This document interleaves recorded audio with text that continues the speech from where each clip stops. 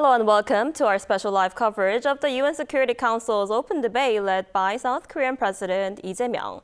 In just a few moments, the president will preside over the meeting at the UN headquarters in New York, and he will be briefing reporters at the council ahead of that debate. Now, while we wait for that to begin, we're joined today in the studio by Dr. Bong Young-sik, a visiting professor at Yonsei University. Thanks for coming in today. Thank you. And also joining us today is Dr. Christopher Gareng, Professor of Political Science at Kookmin University. Welcome to the studio. Thanks for having me. So, Dr. Bong, I want to start with you. So, we saw President Lee address the UN General Assembly yesterday. What were some of the key takeaways from that speech? Well, some of the key takeaways from President Lee Jae-myung of South Korea's speech at the United Nations General Assembly, which celebrates the 80th anniversary of the establishment of the United Nations, is a very positive tone and the celebration of the major achievements of the United Nations as well as those by South Korea. He declared that South Korea is back, especially South Korea as a democratic country is back after the very turbulent political situations since the declaration of martial law by the former Yoon Suk-yeol government last October, and the unfortunate impeachment of him. But at the same time, with the peaceful transition of power through constitutional process and the presidential election that Lee Jae-myung government started its 5-year term. So the first message by President Lee Jae-myung of South Korea to the world at the General Assembly meeting of the United Nations is South Korea as a democratic country is back. So the South Korea is ready to work with the rest of the world for the spread and maturation of democracy. He pointed out in his speech that the crisis of democracy is a global trend, a common threat to the prosperity, stability, and dignity of humankind in the world. But South Korea is ready to make contribution to upholding the democratic values in crisis. He answered that the remedy for the current crisis of democracy in the world is not walking away from democracy as a major political principle and institution, but double down on democracy, more democracy, he emphasized in his speech. The second major theme in his speech, representing South Korea as a global power, is that South Korea is ready and capable to provide whatever help and assistance to make the world a better place, a fairer place, beneficial to everyone, not just a few powerful and rich in the global north. So South Korea is ready to work with the rest of the world and to make diverse contributions. In this context, he also emphasized South Korea could be a leading power in artificial intelligence industrialization in the world as one of the major new developing phenomena in the world. Right, so he used that speech to show the world that South Korea is now back after that martial law attempt, right? And Dr. Gareng, the president also talked about ways to ease tensions with North Korea, and he laid out his vision on ways to achieve peace on the Korean Peninsula. Could you give us your overall assessment of President Lee's message last night? Well, very simply, as Professor Bong emphasized before me, what struck me in President Lee's message was the general tone of it. It was very self-confident, and in this time and age, when the UN gets constantly questioned, when democracy is in crisis, what I found to be the most interesting part about President Lee's speech yesterday is that he constantly kept reasserting his faith in democracy as a principle. You know, the situation of South Korea is relatively simple. In East Asia, you've got very few democracies. South Korea could count on mostly one major ally, the US. And for the reasons you know, the US is not as reliable as they used to be since President Trump got started. And so what President Lee has tried to do yesterday, mostly in my opinion, it was about restoring some kind of normalcy So in order to do that, what did he try to achieve? Mostly two things. First, he reasserted his faith in democratic institutions in general. So the UN as an arena to debate international issues, and democracy as such, not only in the world, but also in Korea, after the dreadful martial law President Yoon Suk-yeol tried to impose a few months ago. So that's one thing. And the second thing I think to be worth emphasizing, you've just questioned about, it is the fact that President Lee also tried to push for more concrete measures, for concrete lines of action, in particular to somehow start denuclearizing again the Korean peninsula. So two things. First, bringing back some feeling of normalcy, in particular in contrast, in implicit contrast with the speech President Trump gave a couple of days ago. And second, with a more concrete course of action, so the one you just mentioned, regarding peace and denuclearization on the Korean peninsula. That's right. Well, I'd like to also mention this point because President Lee Jae-myung's speech was in stark contrast to the speech delivered by the U.S. President Donald Trump, which is quite critical toward the United Nations, failing to fully realize its great potential. President Trump emphasized. He made a very long speech for about 57 minutes, and he lamented in his speech that although granted with a tremendous potential, the United Nations for the past 80 years has by and large failed to fulfill its mandate. He emphasized that the United States was basically outsourced by the United Nations to do the tough jobs to maintain peace and stability in the world.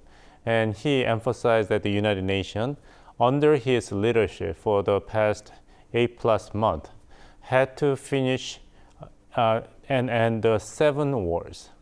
So he, tried to collect the credits for this peacemaking behavior by the United States, which were supposed to be taken care of by the United Nations. On the other hand, in contrast to U.S. President Donald Trump's speech, which is very critical of United Nations failing to meet the expectations and mandates, President Lee Jae-myung lauded the achievement of the United Nations for the past 80 years. He emphasized that the year that the United Nations was established 80 years ago, Korea was liberated from the Japanese colonial occupation. And if somebody asks what the United Nations has done or has failed to do, then those people need to just look at South Korea as a shining example, proving that the United Nations has accomplished a lot. So a shining example of South Korea as a rare example in human history that achieved not only economic development but political liberalization at the same time is an undeniable indication of the big achievements of the United Nations. So I'd like to emphasize the stark difference between these two speeches. Right, absolutely. So Trump talked about how he kind of criticized the United Nations and said, and kind of showed off how he's working to end those wars happening around in the world, while the United Nations kind of overlooking those attempts to stop those wars. Everyone would remember at the beginning of his speech, he complained that the United Nations only offer him 2 things. One is the escalator in the building of the United Nations that failed to work. Because the escalator got suddenly stopped, then he and his wife, First Lady, were in danger of injury, right? And he emphasized that both of us were fit, so nobody got injured. But this is what the United Nations offer us. And the second issue of complaint is that for some reasons unbeknownst to everyone, that the teleprompter did not work. So he said that he was going to just deliver the speech by reading the paper, and that he wouldn't mind. But he emphasized that these 2 things were offered by the United Nations. Right. Right, and going back to North Korea, Dr. Bong, how might Kim Jong-un react to the E&D initiative that President Lee laid out at the United Nations? And the E administration has been working to sort of ease tensions and get back to dialogue with North Korea. But Kim Jong-un continues to say he won't sit down for talks with Seoul. What are your thoughts on this? First, we need to clarify the acronym E&D, emphasized in the speech delivered by President Lee Jae-myung to explain the general contour of the government's North Korea policy. E&D stands for exchange, normalization of the relationship, and denuclearization, E&D. So it's a gradual and step-by-step approach to the accomplishment of major strategic interest between the two Koreas on the Korean Peninsula. I think the briefing is about to start. We'll come back right afterwards. 네, 반갑습니다. 대한민국 대통령이 안보리 의장 자격으로 안보리 회의를 주재하는 것은 이번이 처음입니다. 매우 뜻깊게 생각합니다. 특히 AI 관련해 전 유엔 회원국을 대상으로 열리는 첫 공개 토의의 주제를 맡게 돼서 매우 의미 깊게 생각합니다. 1991년 유엔 가입 이래 대한민국 정부가 안보리 이사국을 맡은 건 이번이 세 번째입니다. 유엔의 도움으로 전쟁의 폐허를 딛고 민주화와 경제 번영을 동시에 달성한 우리 대한민국이 이제 인류의 평화와 공동 번영을 위해 막중한 역할과 책임을 다하고자 합니다. 오늘 회의 또한 대한민국이 더 나은 세계를 만드는 데 앞장서고 있음을 보여주는 중요한 계기가 될 것입니다. 오늘날 인공지능 기술의 발전은 우리의 일상을 변화시키는 것을 넘어 국제적인 안보 환경까지 급격하게 변화시키고 있습니다. 80년 전 출범한 유엔의 주요 관심사는 새롭게 등장한 핵무기의 위협을 국제사회가 어떻게 관리하느냐였습니다. 이제 인공지능이라는 새로운 위협과 도전에 걸맞는 새로운 거버넌스를 모색해야 될 때입니다. 대한민국은 인공지능이 가져온 기술 혁신이 국제 평화와 안보에 기여할 수 있도록 국제사회와의 협력을 이끌어왔습니다. 이번 유엔 총회에서 AI와 국제 평화 안보를 주제로 공개 토의를 제안한 이유도 많은 회원국들의 지혜를 모으고 공동의 대응 방안을 모색하기 위해서입니다. 평화, 안보, 그리고 인류를 위한 AI를 위해 심도 있는 논의가 이루어지기를 기대합니다. 감사합니다.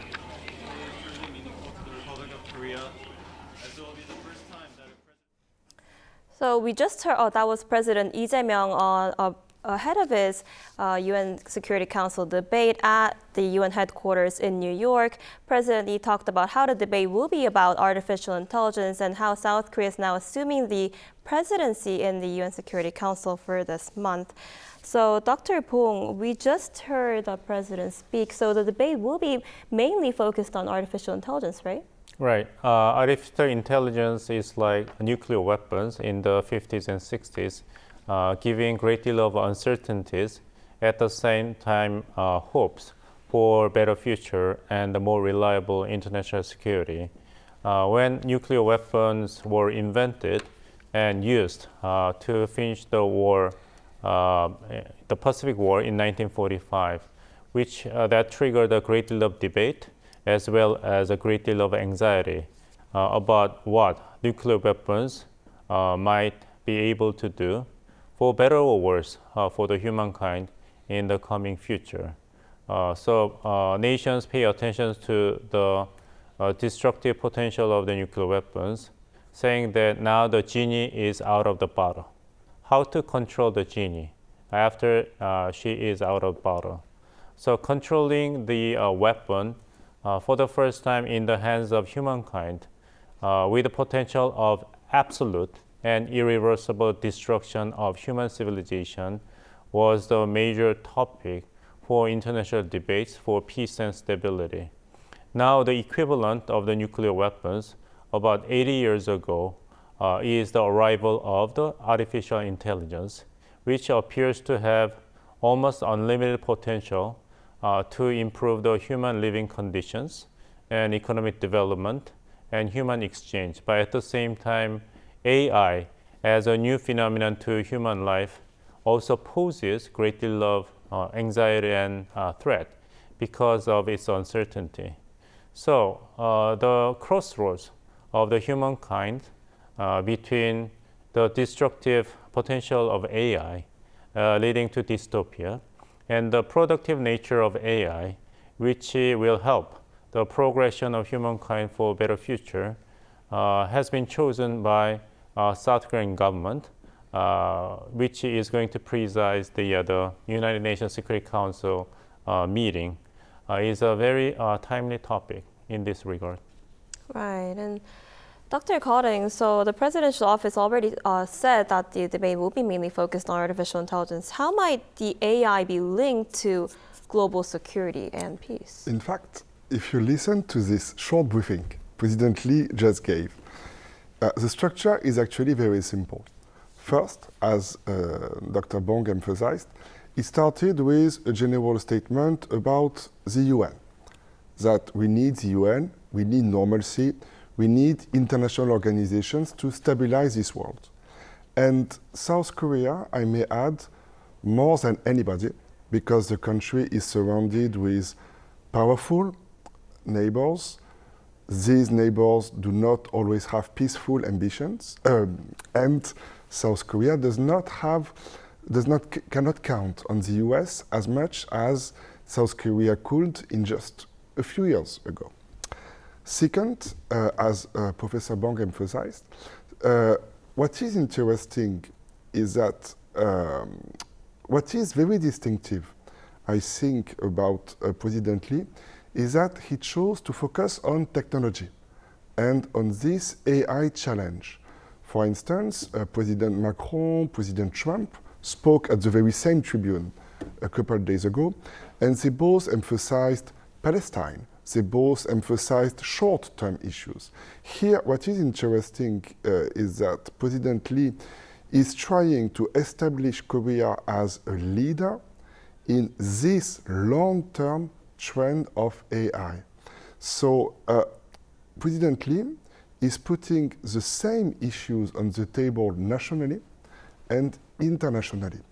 What I think to be fascinating about Korean politics is that South Korea is one of the very few countries where the consequences of AI are being discussed so seriously.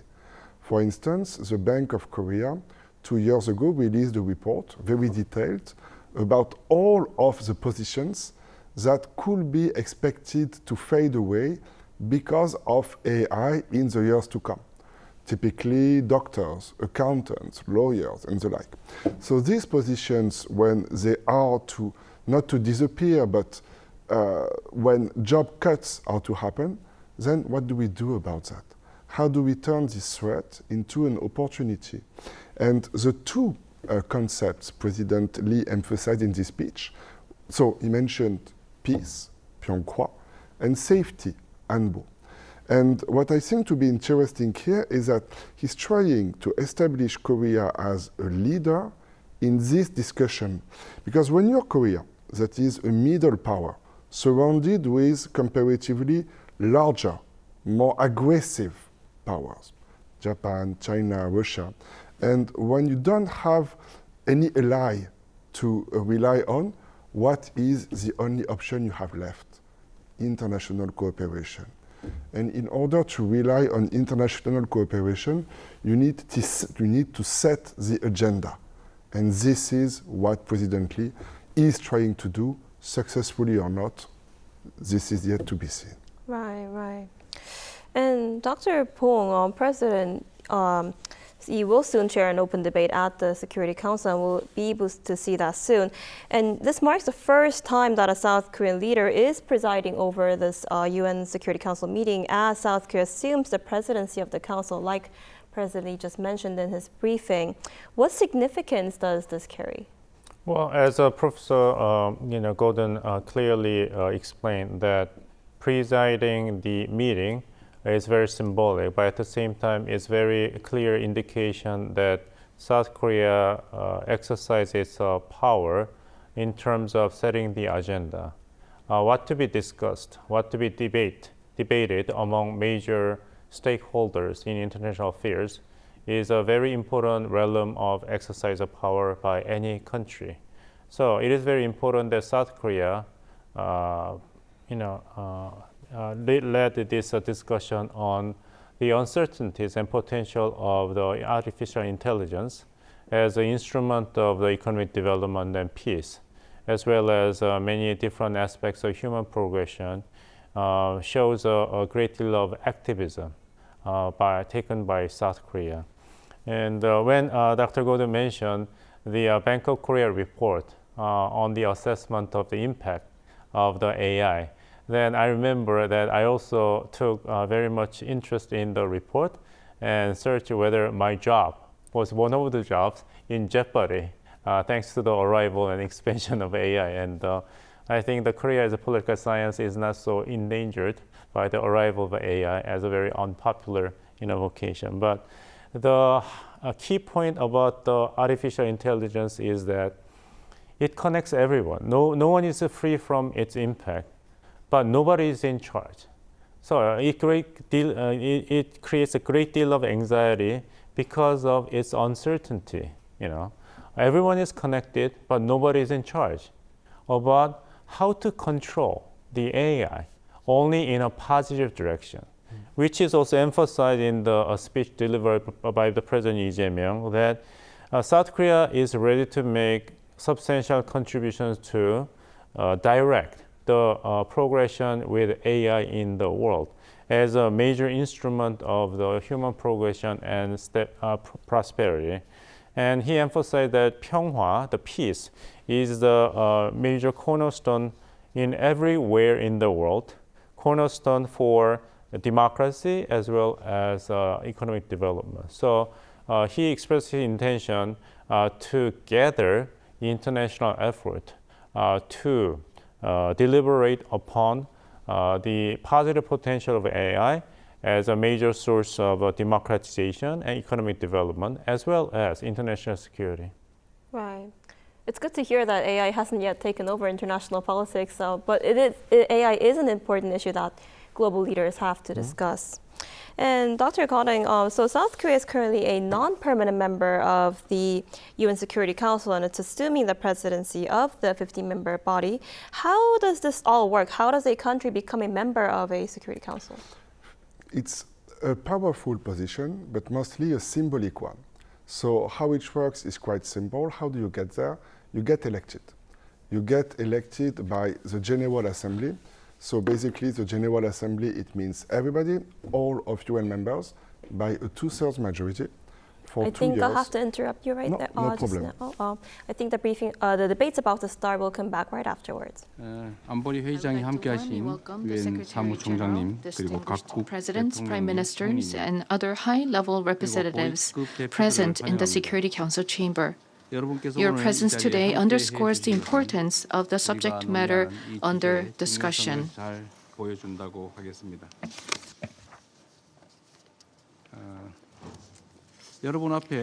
each of you is a list of speakers who have requested to participate in accordance with Rules 37 and 39 of the Council's Provisional Rules of Procedure, as well as the previous practice of this Council in this regard.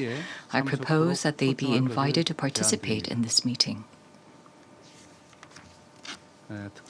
There being no objection, it is so decided. The Security Council will now begin its consideration of Item 2 of the agenda. I wish to draw the attention of Council members to Document S/2025/593, a letter dated 18 September 2025, from the Permanent Representative of the Republic of Korea to the United Nations, addressed to the Secretary General, transmitting a concept paper on the item number under consideration. I now give the floor to the Secretary General, His Excellency Mr. Antonio Guterres. Mr. President, Excellencies, I thank the Republic of Korea for convening this high-level open debate at a decisive moment for global cooperation on artificial intelligence. AI is no longer a distant horizon. It is here, transforming daily life, the information space, and the global economy at breathtaking speed. The question is not whether AI will influence international peace and security, but how we will shape that influence. Used responsibly, AI can strengthen prevention and protection, anticipating food insecurity and displacement, supporting demining, helping identify potential outbreaks of violence, and so much more. But without guardrails, it can also be weaponized. Recent conflicts have become testing grounds for AI-powered targeting and autonomy. AI-enabled cyber attacks can disrupt or destroy critical infrastructure in minutes. The ability to fabricate and manipulate audio and video threatens information integrity, fuels polarization, and can trigger diplomatic crises. And the massive energy and water demands of large-scale models, coupled with competition over critical minerals, are creating new drivers of tension. Excellencies, innovation must serve humanity, not undermine it. Last month, the General Assembly established an independent international scientific panel on artificial intelligence and an annual global dialogue on AI governance. This is a recognition of the unique convening power of the UN. Together, these initiatives aim to connect science, policy, and practice, provide every country a seat at the table, and reduce fragmentation. They represent practical tools to make AI safer, more inclusive, and more accountable. I will soon launch an open call for nominations for the scientific panel. I urge all member states to nominate eminent, diverse experts and support the panel's expertise, independence, and regional balance with the resources needed for timely, science-based assessments. I also call on governments and stakeholders to engage fully in the global dialogue and to shape inclusive, human rights-based global norms. Excellencies, today I wish to focus on 4 priorities. First, we must ensure human control over the use of force. Let us be clear, humanity's fate cannot be left to an algorithm.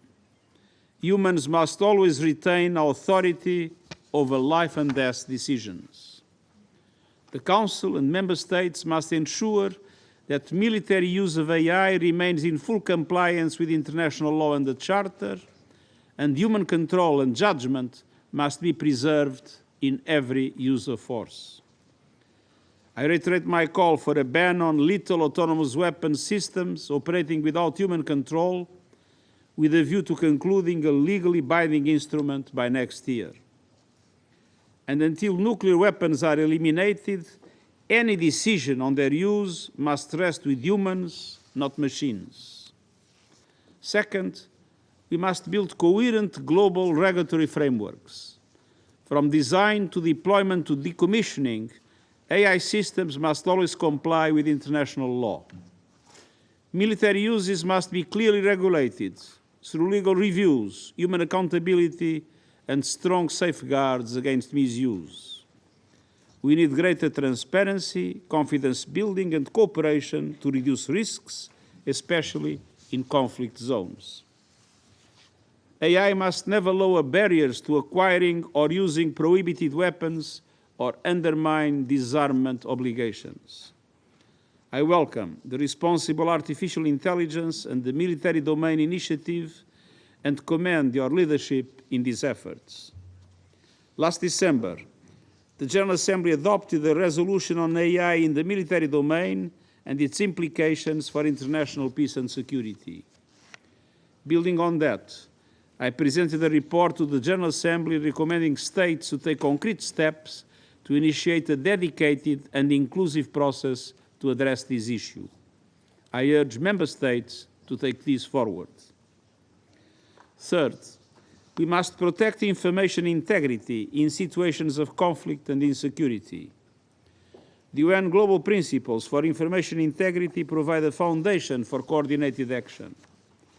Governments, platforms, media and civil society must cooperate to detect and deter AI-generated deception, from disinformation campaigns to deep fakes targeting peace processes, humanitarian access, and elections. We need transparency in the entire AI life cycle. Rapid and verified attribution of information sources and their dissemination, and systematic safeguards to prevent AI systems from spreading disinformation and igniting violence. Excellencies, fourth and finally, we must close the AI capacity gap. Technology can be an engine for sustainable development, foster stability and peace. We must create space for all nations to be able to shape our AI future. This means investing in capacity building, supporting talent development, safe, reliable public infrastructure, promoting data diversity to reduce bias, and ensuring equitable access to AI tools, computing power, and training. Last month, I presented a report outlining innovative voluntary financing options to support AI capacity building in developing countries. I urge you to support these efforts. Excellencies, from nuclear arms control to aviation safety, the international community has risen to the challenge of technologies that could destabilize our societies by agreeing to rules, by building institutions, and by insisting on human dignity. The window of opportunity is closing to shape AI for peace, for justice, and for humanity. We must act without delay. Thank you. I thank the Secretary General for his briefing. I now give the floor to Professor Yoshua Bengio for Université de Montréal. Thank you. Thank you, Mr. President of the Republic of Korea, Your Excellency Lee Jae-myung. Thanks for offering me the opportunity to speak with the Security Council today. Let me start with a bit of looking backwards. In recent years, we've seen the trajectory of AI going towards greater and greater capabilities. And it is being particularly surprising even for experts in the field, including myself. The scientific data is very clear. The ability of AI to solve tasks and to perform like humans and have agency have been advancing rapidly. Many researchers are concerned that as companies are starting to use AI to advance AI research, this could even accelerate. Of course, I don't have a crystal ball, and nobody knows what the future advances are going to be and how fast they will go, but we can look at the past trends, and if these trends continue, some AIs could surpass most humans across most cognitive tasks in as little as 5 years, maybe 10 years. This would be a radical change in the history of mankind. Trillions of dollars are being invested to develop AI further and further, and we're now seeing how quickly this technology is evolving, fundamentally transforming our economies and our societies, including the military. Yet, scientists still do not know how to design AIs that will not harm people, that will always act according to our instructions, that will comply with human rights and human dignity. We don't know how to do that. In a recent study that just came out, OpenAI concluded that AI hallucinations are unavoidable with currently known designs. If we don't learn how to build trustworthy AI, humans are under threat from AI misuse by bad actors or through the misalignment of AI systems with societal norms and laws. Advances in AI will offer ways to tackle some of society's biggest challenges, yet they will also introduce major risks to international peace and security.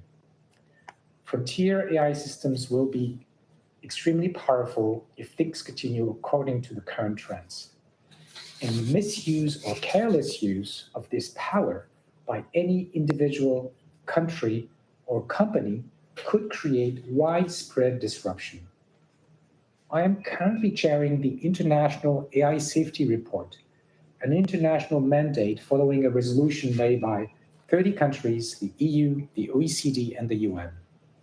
It is the first of its kind international report to set out an up-to-date, science-based understanding of the safety of advanced AI systems. It's being developed by more than 100 AI independent experts, and it's intended to provide a base of scientific evidence to inform policy. It identifies areas of scientific consensus as well as areas where there are different views or gaps in the current scientific understanding. I want to touch briefly today on the 3 risks outlined in the report that are particularly relevant to today's discussion. First, market and power concentration. AI models, which might be soon more capable or as capable as humans, could provide a strategic advantage on a global scale. This power could be used to create new powerful technologies and tip the balance in favor of a few companies, countries, or individuals, potentially enabling a disproportionate economic, political, or military concentration of power. Second, risks from malicious use.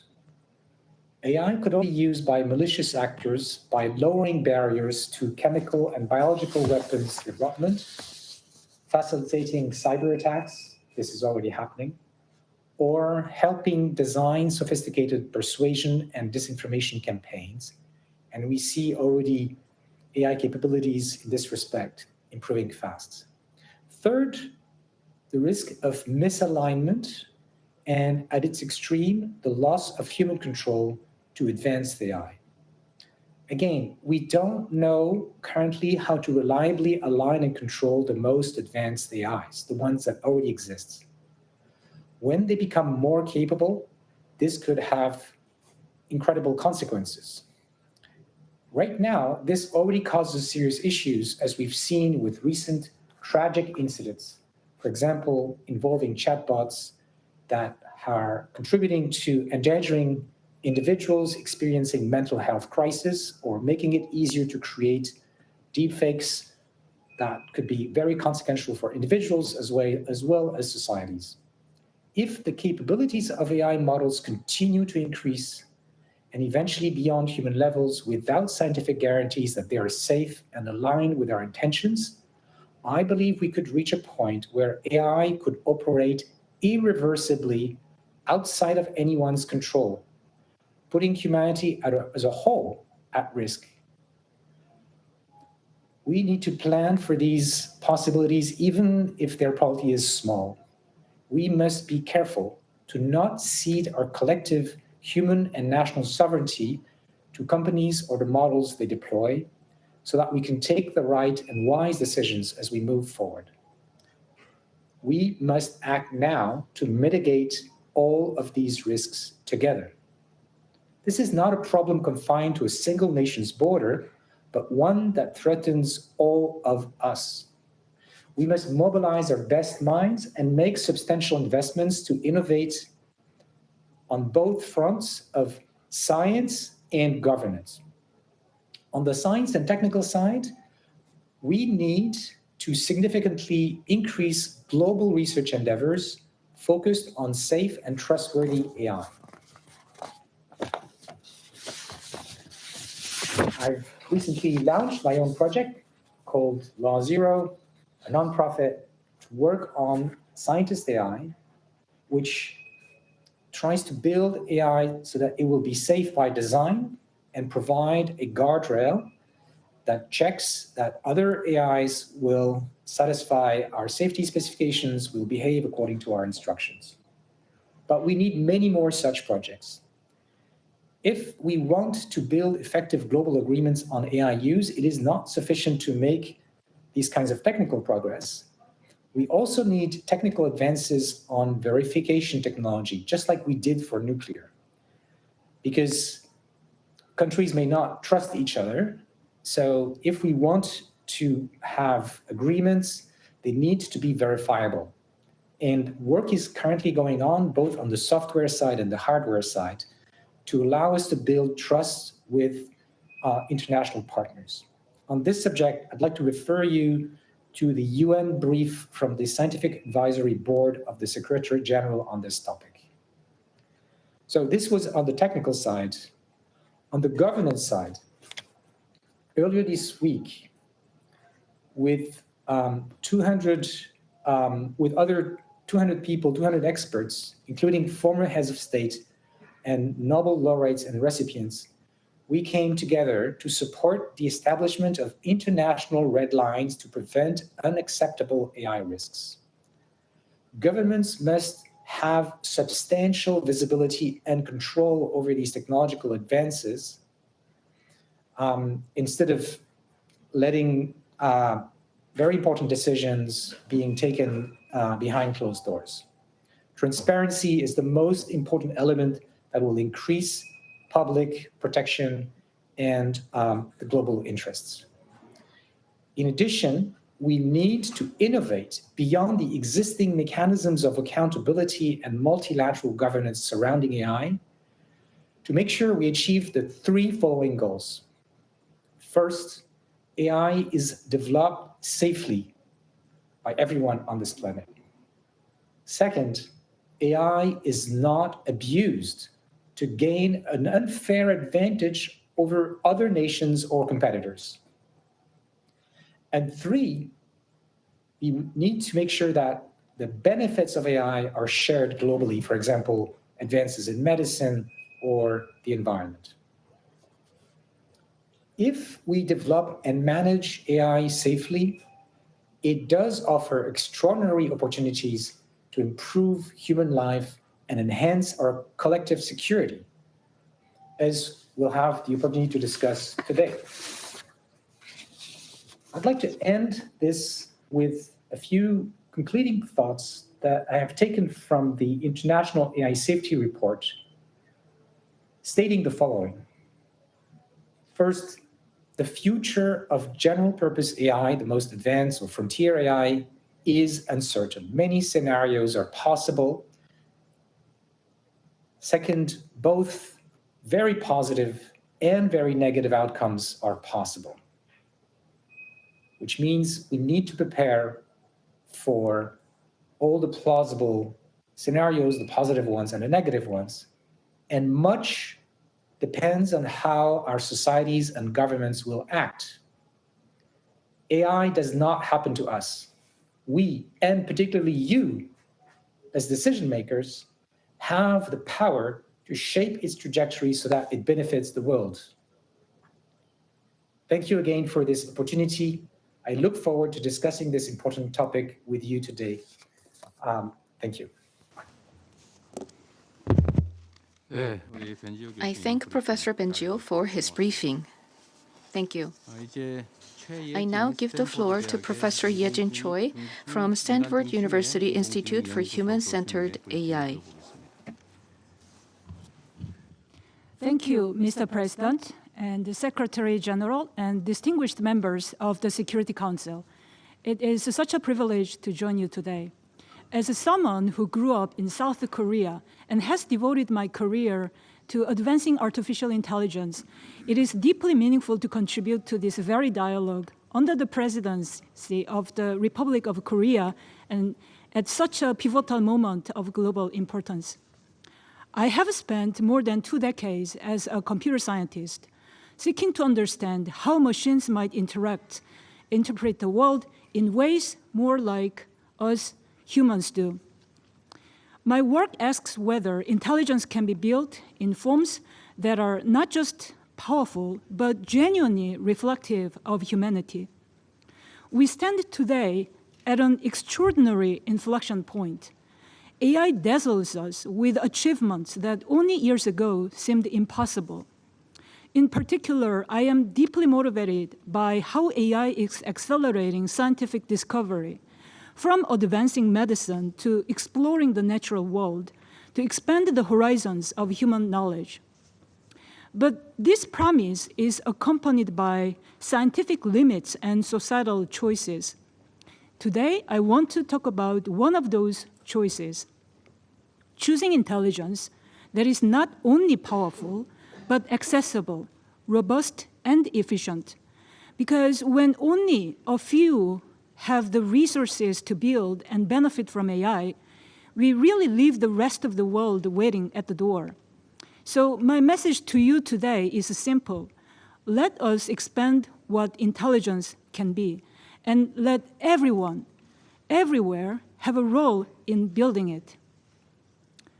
The new need for new scientific frontiers.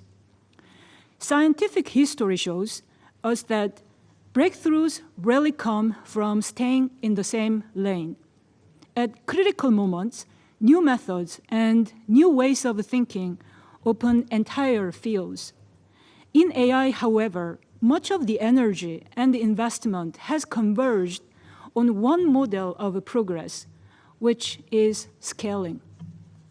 In recent years, developers have sought to build AI systems using ever larger data sets and computing power. This approach has delivered impressive results, while also leading to a reality where the most advanced models are built by a mere handful of companies in just a few countries. This concentration in the hands of a few really narrows both our science and who gets to shape it. When most of the world lacks the resources to experiment at the frontier, we lose a diversity of perspectives from researchers, institutions, and societies that could lead to important discoveries and pivots. The task before us, then, is to expand the frontier, to cultivate space for alternative approaches, to encourage curiosity-driven science, and to support bold exploration. Science has historically leapt forward when we have taken risks and opened the door for more voices to contribute to discovery. We can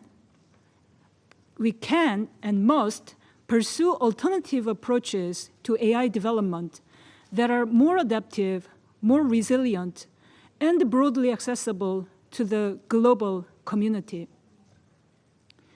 Striving for global access and representation in AI. Okay, so what might those alternatives paths mean in practice? Expanding the frontier is not only about new scientific methods for achieving intelligence. It is also about how we choose to think about access. Who can build advanced AI systems? To whom are they accessible? Whose voices do they include? And whose values do they reflect? If AI is to truly benefit humanity, global access must be the North Star. That means pushing the frontier along 2 dimensions. The first dimension is to build AI that is smaller. If we really want to democratize AI, we must rethink how our dependence on massive scale data and computing resources from the outset, and design methods that can do more with less. For example, systems that can learn with far less data adapt through interaction, and recognize what they do not know. Children gain common sense not by reading endless words on the internet, but by observing the world around them. How can we design AI systems that learn in the same spirit? Models that achieve strong performance while lowering the barriers to entry would open the frontiers to researchers, institutions, and governments worldwide. The second dimension is to ensuring AI systems represent and serve all communities. We should recenter what truly matters to humanity: linguistic diversity, cultural breadth, and pluralistic values. Today's leading AI models underperform for many non-English languages and reflect narrow cultural assumptions. These flaws lead to the systematic exclusion of entire communities from AI's benefits, and they cannot be cured simply by patching gaps after the fact. What's required is to rethink the foundations, the training data, learning objectives, and evaluation methods, so that systems are built from the start to be robust across languages, context, and perspectives. Accomplishing this will rest on answers to open research questions across disciplines. What does meaningful linguistic fluency in AI look like? How do we measure value alignment across societies? Who must be at the table when decisions are made? These are only some of the questions we must address through interdisciplinary, cross-cultural collaboration. Every country and community has unique expertise to contribute, expertise that is indispensable when building AI systems that truly serve the world. So here's a call for bold and collective investment. I want to leave you today with 3 considerations for how all of us can begin to make inroads on these issues. First, invest in high-risk, high-reward science. Because market-driven forces tend to favor short-term, profit-driven research and development, governments and international bodies must fund bold experiments that look uncertain today, but promise to open new frontiers tomorrow. Second, build shared public AI infrastructure. We need open, multilingual, and multimodal datasets, rigorous benchmarks that test for cultural pluralism and real-world applications, and shared compute resources for academic institutions and nations otherwise left out. These are not just nice-to-haves. These are essential foundations to expand the talent and ideas that drive discovery. Third, prioritize capacity building. Fellowships and exchanges that connect researchers across borders, advanced training programs that equip the next generation with cutting-edge skills, and collaborative institutes that sustain long-term partnerships are all crucial. Innovation can emerge from many paths, and the next breakthrough may come from where we least expected it. There's still so much we can and must do to achieve more global access and representation in AI. Progress on these fronts will not be easy. It demands our willingness to take paths less traveled and to set aside narrow competition in favor of collaborating for the common good.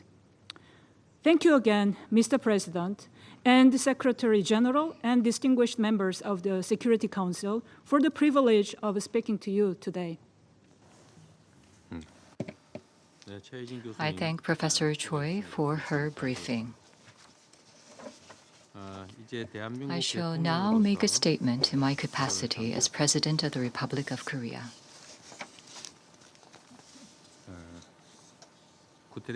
Let me thank Secretary General Guterres, Professor Benjio, and Professor Choi for their insightful briefings.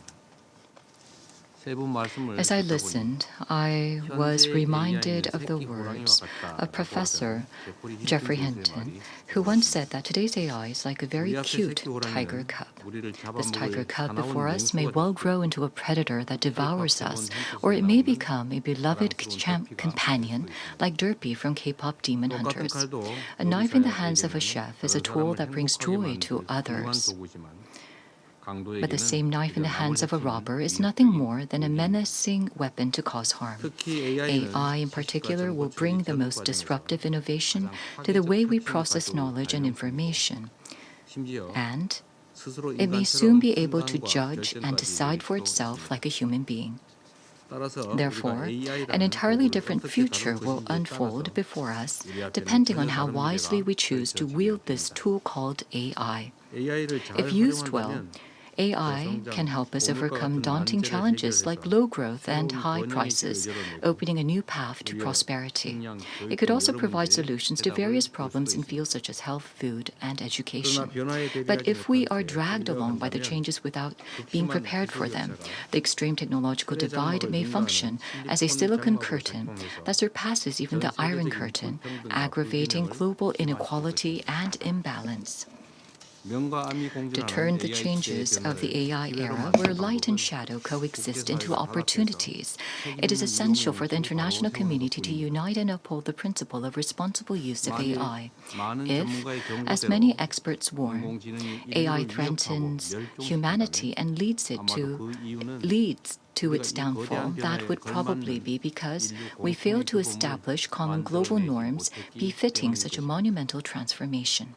In an era where AI capability is emerging as a key determining factor of national power, both in economic and security terms, it is neither possible nor realistic to attempt to reverse technological progress like the Luddites. The only viable and wise choice would be to compete for national interest while cooperating for the benefit of humankind at the same time. Governments, academia, industry, and civil society must come together and draw on collective wisdom to bring innovation toward AI for all, an inclusive and human-centric AI. The role and responsibility of the Security Council is ever more important. In the field of international peace and security, upon which the lives and safety of countless people depend, AI holds both unlimited potential benefit as well as risks. From intelligence and surveillance to logistics and military planning, AI is strengthening accuracy and precision across the military domain while leading innovation in operational efficiency and command systems. If used well, AI could be a powerful instrument for preventing conflict and maintaining peace, such as by monitoring the proliferation of weapons of mass destruction. It could also contribute to promotional international peace and security by ensuring the swift delivery of humanitarian assistance to those in need. However, if this formidable tool were to escape human control, we would not be able to avoid a dystopian future of rampant mis- and disinformation and surging terrorism and cyber attacks. Instability in security may also deepen due to an AI-driven arms race. The Security Council has actively responded to evolving threats from terrorism and cyber attacks to pandemics, while guiding the international community with vision and leadership. Now in the AI era, the Council must once again assess the changing security landscape and seek new collective responses. The Republic of Korea, as a responsible global power, is committed to leading international cooperation to ensure that AI becomes a tool for building a sustainable future for humanities. Already last year, together with the Netherlands, the Republic of Korea tabled the first ever UN General Assembly resolution on AI in the military domain and hosted the Responsible Military Use of AI Re-AIM Summit in Seoul.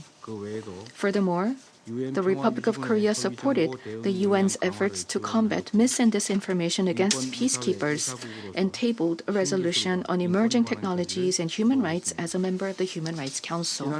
At the AI Seoul Summit held in May 2024, we adopted the Seoul Declaration, which outlined 3 guiding visions: safety, innovation, and inclusion.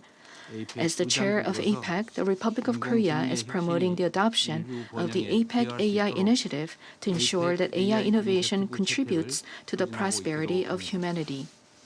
Through such efforts, the Republic of Korea is striving to establish an AI universal basic society where everyone benefits from technological advancements and the principle of AI for all as the new normal of the new era.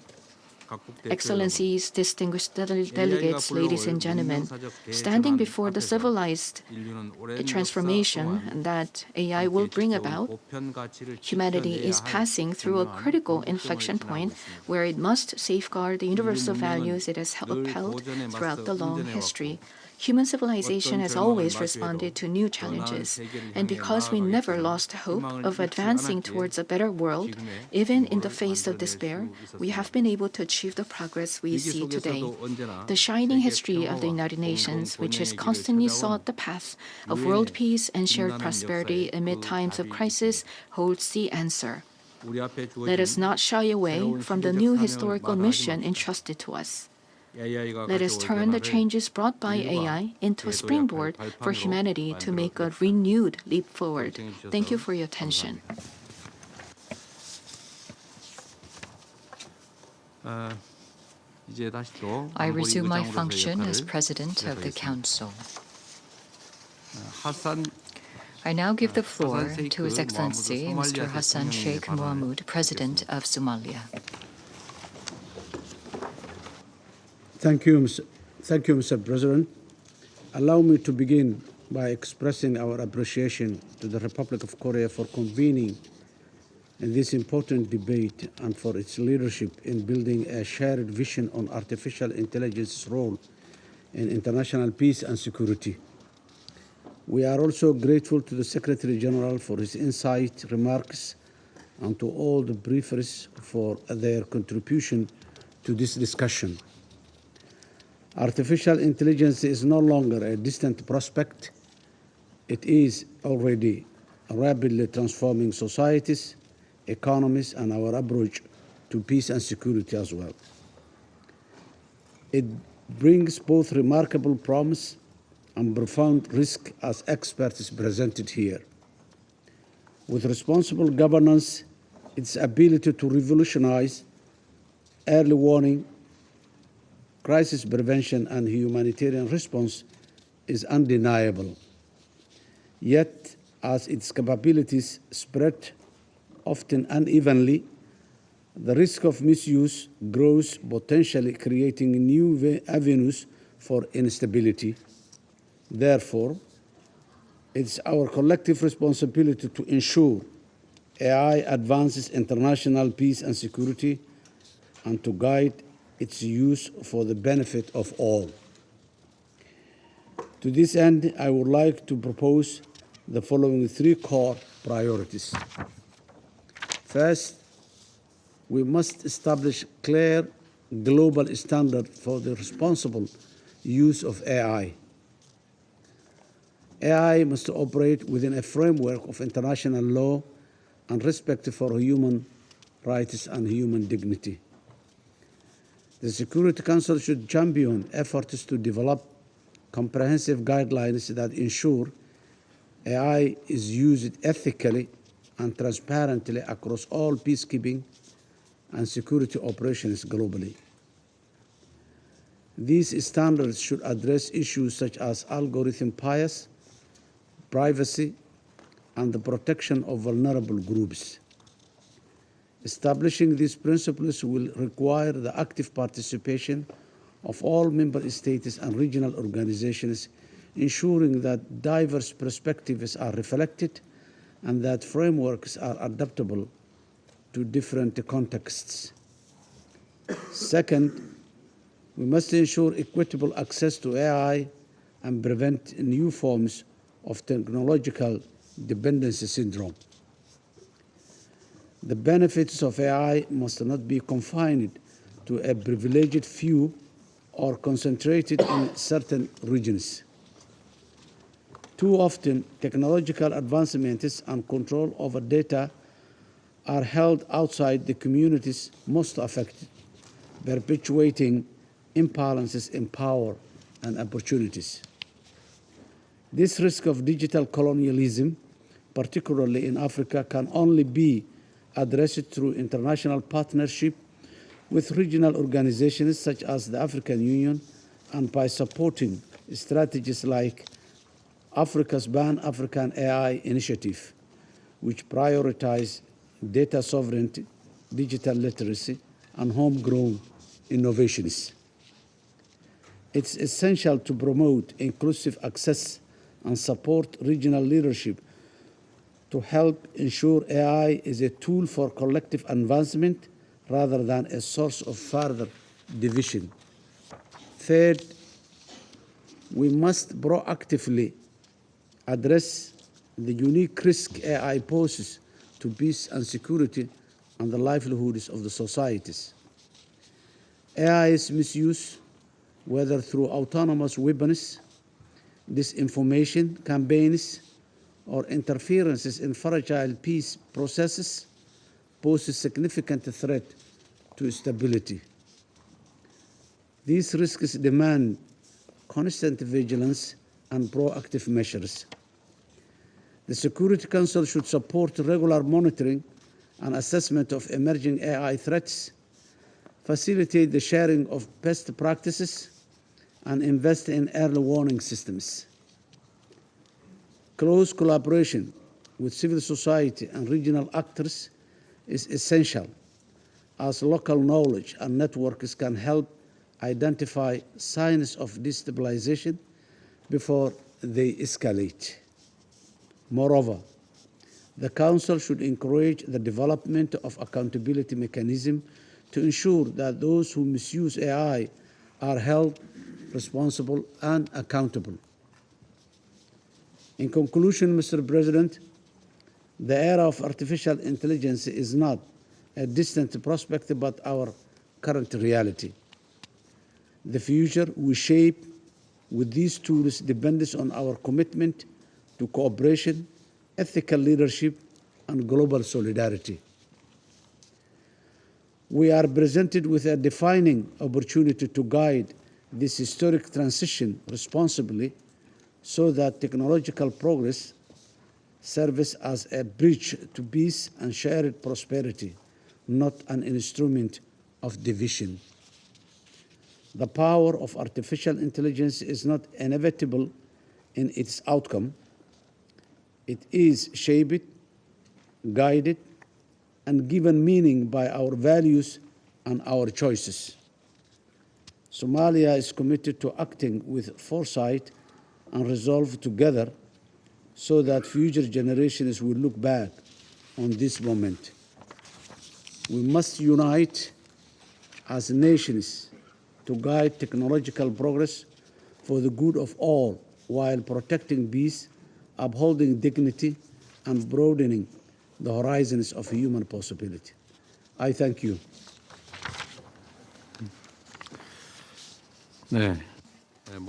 I thank His Excellency Mr. Mohammed for his statement. I now give the floor to Her Excellency Ms. Natasha Pirc-Musar, President of Slovenia. Thank you, Mr. President, and let me begin by extending our gratitude to the Republic of Korea for convening today's open debate. I would also like to welcome and thank the Secretary General, as well as Mr. Bengio and Mrs. Choi. Mr. President, in my previous life, I was a lawyer dealing with human rights. Especially, I was connected to data protection, so heavily involved in the development of modern technologies, and this is why this topic is very, very close to my heart. And I've learned something regarding artificial intelligence. Artificial intelligence is neither artificial nor intelligent. It's not artificial because it only possesses the knowledge that we gained through the centuries. and it's not intelligent because it hallucinates all the time. And if artificial intelligence is going to hallucinate in automotive weapons connected to AI, then nothing good will happen at the end. Mr. President, since my last visit to the Security Council 2 years ago, the world has witnessed the growing digitalizations of warfare. Contemporary conflicts from Gaza, Sudan, and Ukraine have become testing grounds for the military use of new technologies. Soldiers on the ground can commit terrible acts against others. Some may develop a guilty conscience over the years. Some former combatants even apologize to those they harmed. Algorithms, armed drones, and robots created by humans, however, have no conscience.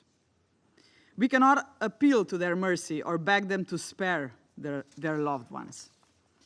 This is the world in which technology is increasingly determining humanity's fate.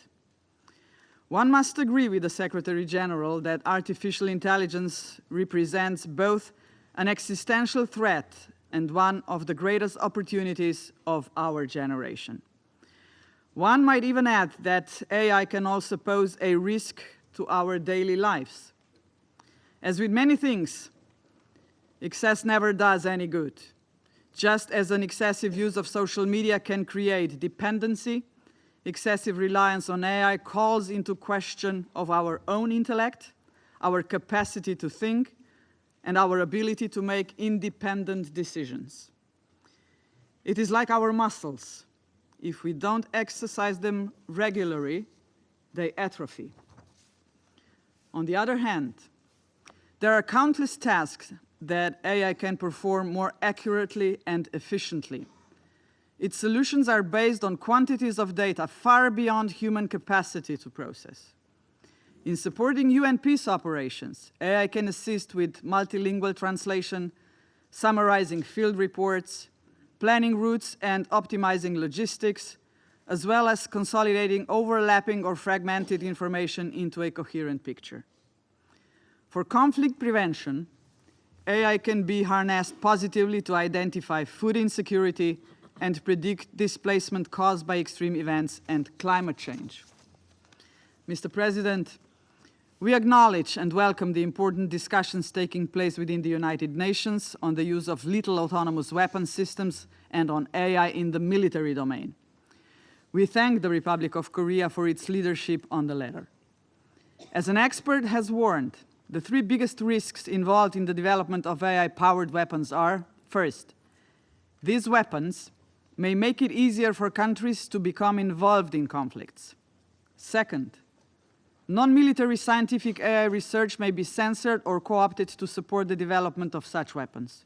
And third, militaries may use AI-powered autonomous technology to reduce or deflect human responsibility in decision-making. From the perspective of the UN, the cornerstone of the system of collective security, AI has already become a reality with a visible impact not only on peace and security, but also on its other two pillars, human rights and development. It has not only entered the battlefield. The AI can be misused in so many ways. Through AI-accelerated cyber attacks, its proliferation in terrorism and organized crime, or its environmental impact. This further exacerbates threats to international peace and security. Therefore, Mr. President, this debate is timely.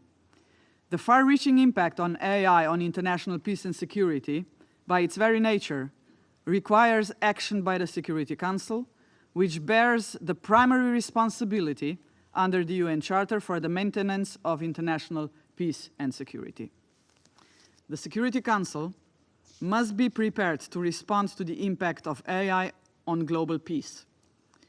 I trust that today's meeting is just one of many activities in the Security Council and the United Nations system to discuss the presence of AI in international relations. To this end, Slovenia calls for regular briefings by the Secretary General to the Security Council on developments in the field of artificial intelligence, that affect international peace and security so that the relevant risks can be recognized, understood, and, above all, addressed. We further call for the inclusion of discussions on AI-related risks on the Security Council agenda to ensure the protection of civilians, humanitarian aid and UN personnel, as well as the effective implementation of mandates for peace operations. We are also willing to consider concrete actions by the Security Council, including recognizing that decision-making on AI must be guided by international law, in particular international humanitarian law and international human rights law, as well as ethical principles to ensure its responsible use in maintaining and promoting international peace and security. To conclude, Mr. President, while we address the risks of AI, it is crucial to remember that behind every algorithm and every automated decision stands a human being who wrote the code. This simple fact underscores the central principles of human responsibility and accountability, principles that must remain at the heart of both our national approaches and our multilateral efforts. And just to say one more sentence, Professor said that transparency is of significant importance. Without transparency of algorithms, the supervisions of AI systems is not going to be possible. And you mentioned, Professor, also the trust among countries. We are facing the lack of trust today, not only in politics, in business, and also in modern digital world. The lack of trust is an obstacle. And if it's going to be an obstacle, at the end, the lack of trust and obstacles are going to be so big that we will all lose. So let this be my final word, and thank you for inviting me here to the Security Council, and I wish you all the best in the future work, Mr. President. Thank you. I thank Her Excellency President Perkmesar for her statement. And now I give the floor to His Excellency Mr. Kyriakos Mitsotakis, Prime Minister of Greece. Thank you, Mr. President.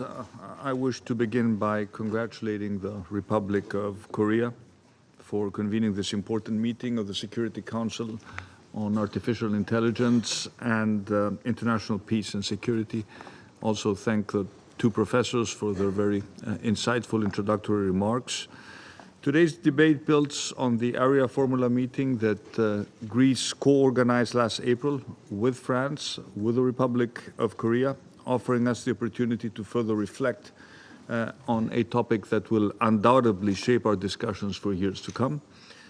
There is now, I think, a broad consensus on the close interplay between artificial intelligence and the maintenance of international peace and security. And the two RE-AIM summits in The Hague in 2023, in Seoul in 2024, the political declaration on responsible military use of artificial intelligence and autonomy launched by the United States, and the AI Action Summit in Paris earlier this year have all contributed to developing norms, rules, and guidelines for the responsible development, deployment, and use of AI, including, of course, in the very sensitive military domain. AI is not just another tool, it's a general purpose capability with the potential to both empower and destabilize. In the right hands, it can strengthen peacekeeping, it can improve early warning systems, it can accelerate humanitarian relief, just to offer a few examples. In the wrong hands, it can fuel disinformation, it can amplify cyber attacks, it can certainly lower the threshold for escalation and conflict. AI is by nature a dual-use technology, and it means that our collective security increasingly depends on the choices we make. Mr. President, our discussion today is particularly timely as it comes just weeks after the release of the Secretary General's first report on artificial intelligence in the military domain and its implications for international peace and security. This was, I think, a milestone in our collective effort to address the profound implications of AI on peace and security. And building on this crucial momentum, we must recognize a fundamental truth that for our rules-based international order to remain relevant, it must adapt. Just as past institutions, generations build new institutions to govern nuclear energy, but also nuclear weapons and arms control, so too we now must develop new mechanisms to ensure that AI innovation reinforces not just peace and security, but also human dignity. And this, of course, requires international cooperation, transparency, and a renewed commitment to the principles of the UN Charter. At the same time, we must be candid. Preserving peace does not mean ignoring the realities of power. Malign actors are racing ahead in developing AI capabilities. And if we are to protect our citizens, uphold deterrence, and maintain stability, we too must responsibly invest in defensive security applications of AI, but always in line with international law and always with a commitment to human oversight. So this is not a call for a new arms race, but a recognition that peace is hard-won. It's harder to safeguard and hardest of all to preserve. Ladies and gentlemen, we stand at an inflection point. The choices we make on artificial intelligence will not only redefine the balance of power, but also determine whether technology becomes a force for human progress or a drive of human peril. And the Security Council itself must rise to the occasion, just as it once rose to meet the challenges of nuclear weapons, the challenges of peacekeeping, so too now it must rise to govern the age of AI. And Greece believes the United Nations carries a historic responsibility to charter a path where innovation strengthens peace, where responsibility tempers power, and where technology serves humanity's highest aspirations. And let's make sure that artificial intelligence becomes not a source of rivalry and division, but a cornerstone of a more secure, more just, and more peaceful world. Thank you. I thank His Excellency Mr. Mitsotakis for his statement. I now give the floor to His Excellency Mr. David Lammy, MP, Deputy Prime Minister of the UK.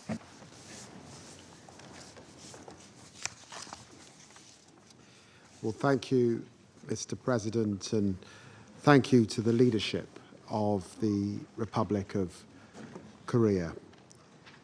Friends, colleagues, there is an urgency to this debate. It was 2 years ago that the United Kingdom first brought artificial intelligence to this council. And since that time, its capabilities have grown exponentially. This is a lightning strike of change. Every one of us, diplomat, peace builder, terrorist, now carries superhuman expertise in our smartphones, better at maths, better at translation, better at diagnosis than almost any human expert. And now superintelligence is on the horizon, able to operate, coordinate, and act on our behalf. We're staring at a technological frontier of astounding promise and power. No aspect of life, war or peace, will escape. Deep AI analysis of situational data holds this promise for peacekeeping. Ultra-accurate real-time logistics, ultra-accurate real-time sentiment analysis, ultra-early warning systems. But there are also these challenges for armed conflict, ultra-novel chemical and biological weapons, ultra-accessible to malign actors, and ultra-rampant distortion and disinformation. And of course, this is what is at stake for our shared security. The risk of miscalculation, the risk of unintended escalation, and the arrival of artificial intelligence-powered chatbots stirring conflict. The risk of deeper instability is immense. And this is why I so welcome the Secretary-General's report on military AI. This is an opportunity for collective understanding, for us to build new safeguards and guardrails, and reaffirm international law as the bedrock of responsible use. We all know that artificial intelligence use is growing, of course, exponentially, offering us both extraordinary promise and intense challenges. Nowhere is this clearer than in climate. On current trends, artificial intelligence could add the equivalent of a new Japan to world electricity consumption. Yet it also promises to utterly transform efficiency and power our green transitions, fine-tuning electrical production to the minute to meet demand and eliminating astonishing levels of waste. This is the power of AI. We are crossing humanity's most profound technological frontier. Our lives, our world, our politics are about to be flooded with super powerful AI. There is only one way forward: resilience. Learning how to use these tools and embedding them safely in society. This is the United Kingdom's mission through our AI Security Institute, with more dedicated researchers than anywhere else in the world, and through the International AI Safety Report, with its secretariat based in the UK. Under the chairmanship of Yusho Bengio, one of our briefers today, the United Kingdom is committed to using AI responsibly, safely, legally, and ethically, and together here at the United Nations. We must ensure AI strengthens peace and security. I believe that it can, and if we act together, we can get there. Thank you very much. I thank His Excellency Mr. Lamy for his statement. I now give the floor to His Excellency Mr. Ahmed Attaf, Minister of State, Minister of Foreign Affairs, National Community Abroad, and African Affairs of Algeria.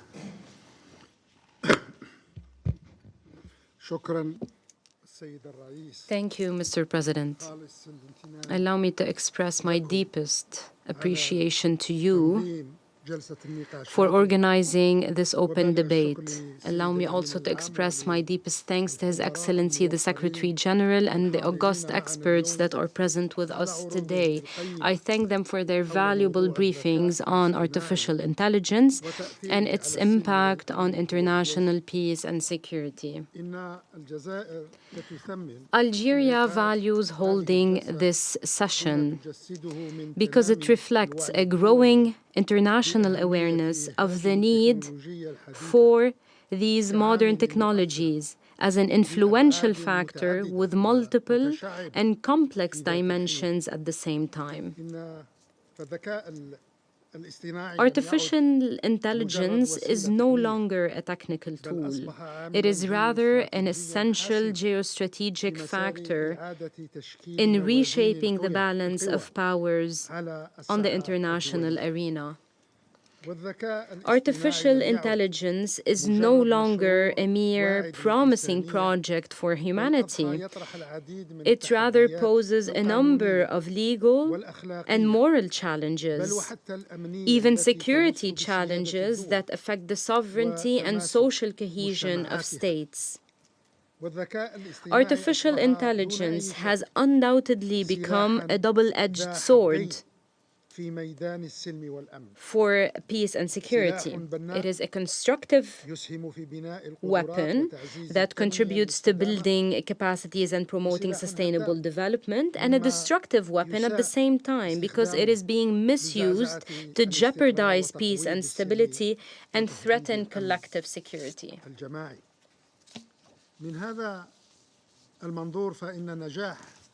The success of the global dialogue on AI governance cannot achieve its noble purposes if it does not address the following three concerns. One, the sovereignty concern, which is closely linked to the need to respect the principles of the United Nations Charter in order to maintain the sovereignty and territorial integrity of states. We believe that the United Nations Convention Against Cybercrime, which Algeria led the negotiations for its adoption.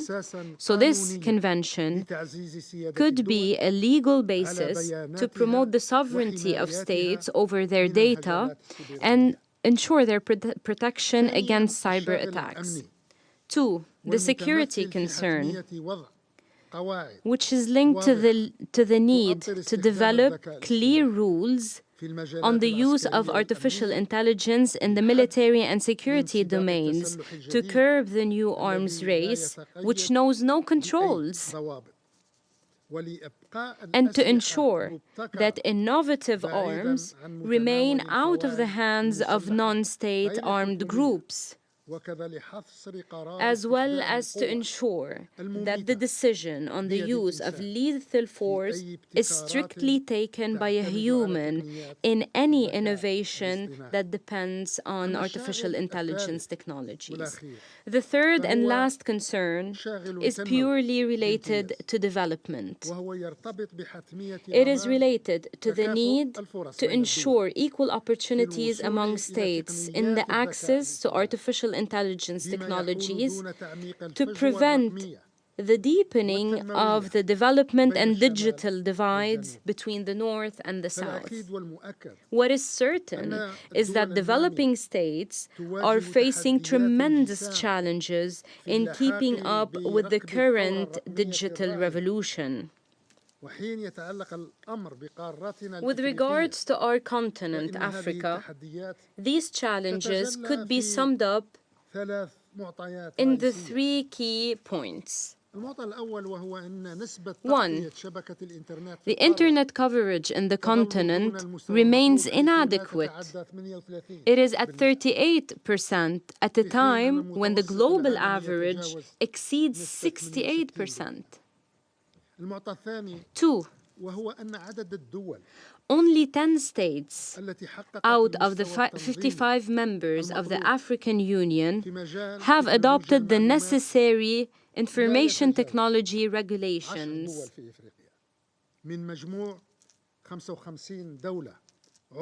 10 out of 55.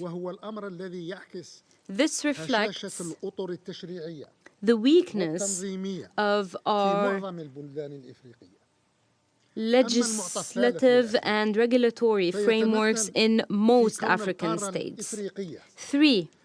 The African continent is home to 18% of the world's population. However, it only has 1% of the total global capacities to store and process data.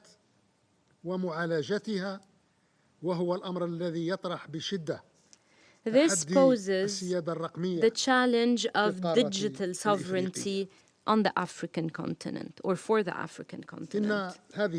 These challenges are not unsolvable dilemmas. On the contrary, they are shortcomings that can be transformed through serious work into genuine opportunities to address the delay in our continent. The main priority should focus on promoting investments in digital infrastructure and building capacities and developing legislations and regulations on digital governance. On its part, my country continues to implement its national strategy on digital transformation. We are fully committed to contributing as much as we can to alleviating the challenges facing the African continent in this regard. Our continent is fully aware of the challenges and stakes of digital and technological revolutions facing our world today. Africa is making every effort not to be left behind in these revolutions and not to miss out on them, like it missed out on the Industrial Revolution and the Information Revolution because of colonization and its repercussions. Africa is working responsibly and diligently to build successful and beneficial international partnerships to keep up with the current revolutions and to contribute to shaping these revolutions and their governance. However, Africa strongly rejects being transformed into a lab rat to test these technologies and their use, especially in the military and security domains. We stand ready to avoid the mistakes of the past, whose repercussions cost the continent a lot. Thank you, Mr. President. I thank His Excellency Mr. Attaf for his statement. I now give the floor to His Excellency Mr. Hugh Hilton Todd, Minister for Foreign Affairs and International Cooperation of Guyana. Thank you, Mr. President. Excellency, thank you for convening this open debate to discuss the complexities and impacts of artificial intelligence, AI, and to underscore the need for its responsible use in the context of international peace and security. I also thank His Excellency Antonio Guterres, Secretary General of the United Nations, and the briefers for their presentations. Mr. President, the advent of artificial intelligence presents several opportunities for international peace and security, including for conflict prevention, peace building, disaster prediction and response, as well as cybersecurity, among others. The misuse of AI can also present many challenges for international peace efforts, including through cyber warfare, exploitation of weapons of mass destruction, privacy infringements, and the proliferation of automated weapons. Maximizing the opportunities and minimizing the risks of the use of AI should continue to be at the forefront of our discussions. In Guyana, we have been preparing ourselves to seize these opportunities. We are integrating AI through our digital transformation strategy and are also actively involved in the development of a regional AI policy roadmap with the support of the Caribbean AI Task Force. This is to ensure that the countries of the Caribbean are not only prepared for the global AI revolution, but are actively involved in shaping its direction in alignment with our priorities, values, and development goals. Mr. President, the conversations on AI governance are complex. In examining the complexities and promoting the responsible use of AI, I offer the following points. First, harnessing AI to advance peace and security requires a structured approach that involves robust regulation in line with international law. The use of AI must be grounded in inclusive and equitable international standards to strengthen global cooperation and regulate its military use, among other areas. The recent decision by the General Assembly to establish 2 global AI governance mechanisms is a positive step in this direction. These are good entry points for the Security Council to contribute to efforts aimed at utilizing AI tools in peace and security. So, inter alia, identifying signs of possible conflict, monitoring mis- and disinformation, risk assessment in peacekeeping operations, and respond to cyber attacks against critical infrastructure. We also stress the use of AI tools in addressing global challenges such as climate change and food insecurity, which often exacerbate conflicts. States should also consider ways in which AI could be harnessed for national security as a direct contribution to global peace and stability. For its part, Guyana is developing a framework for AI digitization focused on AI governance, cybersecurity, and data ethics. This is fundamental for socioeconomic development, which itself is a necessary corollary for peace and stability.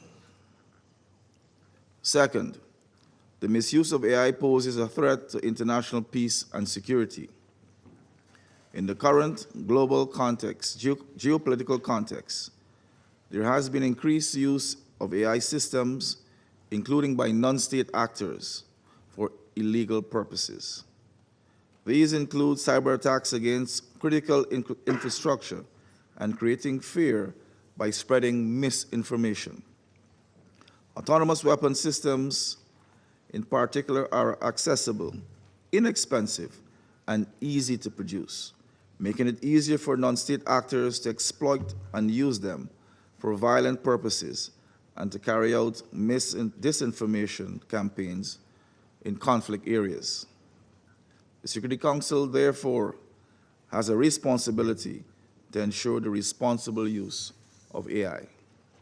Third, AI has been used by parties to evade obligations established by the Security Council, a trend that is becoming worrisome. It has been used to circumvent sanctions, increase tensions, and reduce the chances of securing ceasefire agreements. To counter these threats, the Security Council can utilize AI tools for the implementation of its resolutions. With its predictive analytical features, AI can help improve implementation of the sanctions by detecting whether they are being evaded or violated, monitor compliance with resolutions, counter mis- and disinformation that could undermine peace efforts, and track ceasefire violations.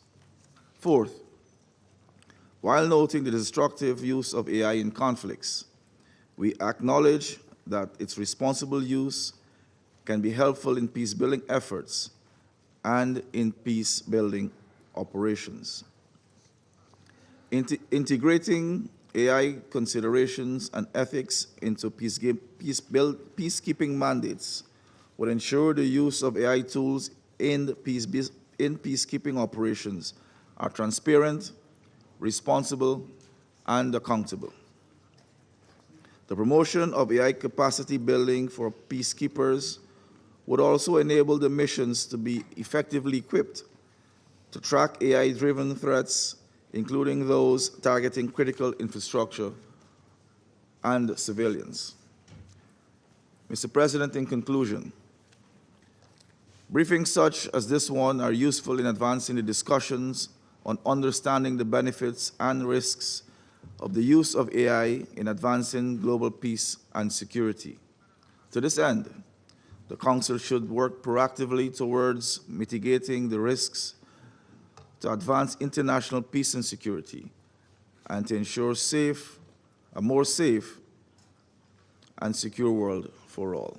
I thank you. I thank His Excellency Mr. Todd for his statement. I now give the floor to His Excellency Mr. Xavier Martinez Acha Vasquez, Minister for Foreign Affairs of Panama. Gracias. Thank you, President. Excellencies. Panama congratulates the Republic of Korea for convening this meeting. We greet His Excellency Mr. Lee Jae-myung and thank the Secretary General of the United Nations for his important contribution to this debate. We also would like to thank the briefers for their valuable statements with regard to one of the most disruptive challenges facing the collective security system in the 21st century, namely the development of artificial intelligence. This is a technology that must continue to grow and evolve for the common good of all humanity. And in this sense, we have the responsibility to ensure that artificial intelligence becomes a tool that contributes to peace, human development, equity, and responsible and legally coherent innovation. Panama welcomes the General Assembly resolution establishing the International Scientific Panel on Artificial Intelligence and the global dialogue on its governance.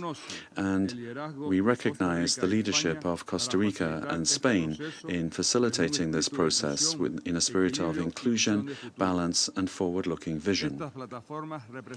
These platforms represent a concrete step to ensure that decision-making when it comes to technological governance is guided by evidence, by participation, and shared responsibility. What we urgently need is an international regulatory framework for the development and deployment of artificial intelligence, with the goal of ensuring transparency, equal access, and effective regulation.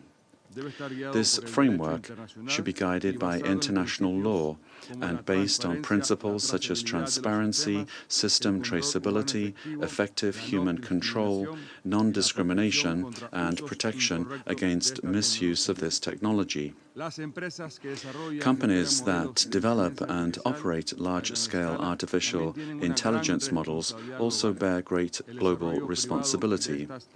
The private development of these technologies cannot continue to escape public scrutiny. The lack of regulation in this area cannot be ignored. It represents a systemic risk that we must address collectively from an inclusive and open perspective.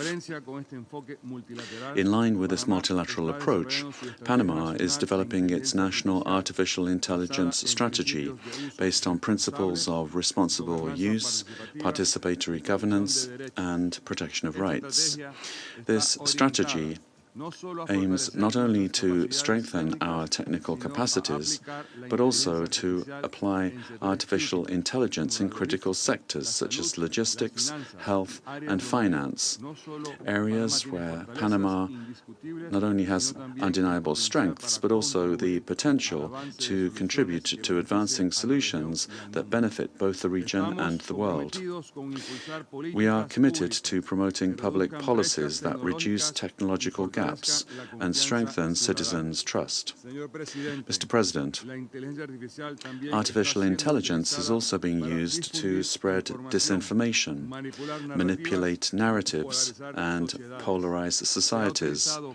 It is being used to create false content, undermining public trust, especially in fragile or conflict settings. This represents a direct threat to international peace and security. This technology is also being used by extremist groups in order to radicalize, recruit, and finance themselves. Digital platforms and video games have been exploited to identify vulnerable profiles and spread hate propaganda in an automated and dangerous way. This threat is linked to the proliferation of cyber attacks, organized crime, and the mass manipulation of personal data. This problem requires a robust legal architecture that combines prevention, international cooperation, and institutional transparency. The Security Council must promote international standards that ensure positive human progress and independent auditing of artificial intelligence systems. You can count on Panama to help ensure that today's challenges lead lead to responsible decisions tomorrow. Mr. President, in the military field, Panama reaffirms its adherence to the political declaration on the responsible use of artificial intelligence and autonomy in the military domain adopted in Seoul in 2024. We reaffirm that any application of artificial intelligence in defense contexts must respect the principles of international humanitarian law and the international human rights framework, as well as the principles established in the UN Charter. We reject the development and use of autonomous systems that make lethal decisions without effective human intervention. Human oversight must be ensured at all critical stages. Failing to do so would mean delegating legal and moral responsibility to a machine. Artificial intelligence is not only about how we train machines, but also about how we decide to govern them. If we do not act now, the regulatory gaps will be filled by those who prioritize control over equity, profit over justice, and power over peace. Panama is convinced with a humanist spirit that artificial intelligence is one of the greatest challenges and opportunities of our times. Artificial intelligence can be an engine for progress, social justice, and global cooperation, or a great risk for exclusion, inequality, and conflict. For Panama, the fundamental value here is clear. Artificial intelligence must be in the service of human beings and never be above human beings. Dignity and human rights and peace are what must guide any development of artificial intelligence. This can never be used as a weapon to manipulate or control, or as a weapon of violence, but to help alleviate suffering, improve education, strengthen health systems, and protect our planet, always in peace. This Security Council was not created to passively observe the changes of the world. It was created to give them direction. Panama believes that leadership in artificial intelligence is not measured by the amount of data that one possesses, but by the collective will to put this technology in the service of humanity. Thank you very much. I thank His Excellency Mr. Acha Vasquez for his statement. Now, that was our live coverage of the open debate led by South Korea's President Lee Jae-myung at the UN Security Council. So, Dr. Koning, what stood out to you most in the discussions? You know, the first merit of this kind of debate probably is it's taking place in the first place. The debate is on the table. Now, what we all can see is that it is very difficult to make a meaningful statement about AI. I think the main reason is that the problem with AI is that on the one hand, it requires some scientific skills that most of us don't have. And it also requires some sort of political expertise about the political consequences that follow. And in fact, when you listen to many of these speeches, they're very general, very abstract about what AI could be, about what we should do. But there is very little that is concretely said about how, concretely, are we to achieve such and such objective. In many cases, it felt like many of these speeches could have been written by the AI itself. So here, in fact, what stood out to me is that, for instance, if you listen to the intervention of the Prime Minister of Slovenia, in her case, she was a former human rights lawyer, so she stood out because she spoke from experience, knowing firsthand how difficult it is to ensure privacy laws. So what I think we need now is a more concrete line of questioning. For instance, when this professor from Stanford, so Choi Ye-jin, as a computer scientist, she pushed very hard for AI, saying, and I quote, "Let us expand what intelligence can be." So if I had been in this panel, I would have asked her, okay, but how do you intend to do so? What do you call intelligence?